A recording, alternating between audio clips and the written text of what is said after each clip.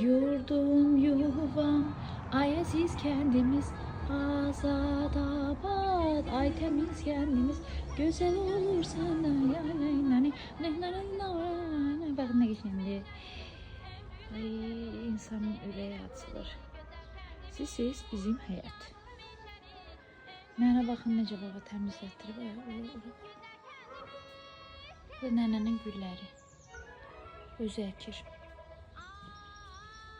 Burada baba koyup. Bu da yeni güllerdi bak. Özü ekir. Sonra düzecek. Evet. Oh.